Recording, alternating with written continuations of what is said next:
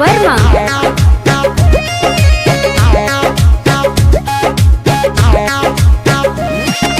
यदुकुल के तो बात बताई ठठ भोजपुरी में समझाई, सुनाए भैया ध्यान लगाई। यदुवंशी के हवे खीसा, सुनाए भैया जादो चालीसा। कंस के बढ़ल अत्याचार बाल रूप में होई तैयार, जान दी हले ओकर मार, तूर दी हले अहंकार। चलल नारो चल साजिश, बन गईले द्वारिकाधीश। सुदामा खैले कृष्ण के हिस्सा, सुनाए भैया जादो चालीसा।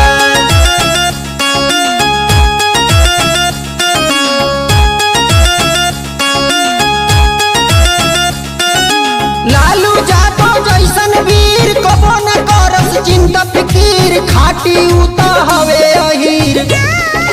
गरीब किसान के हवे सहाय, मुलायम यादव अखिलेश भैया। यदुकुल के एक औरी लाल, भैया के सारी कैले कमाल। केहू के ना सहस आन, भोजपुरी के हवे उसान। दीनेश लाल निरहू प्रमोद, केहू के नाही करस विरोध। चमकस जैसे चमके शीशा, सुनाए भैया जादो चालीसा।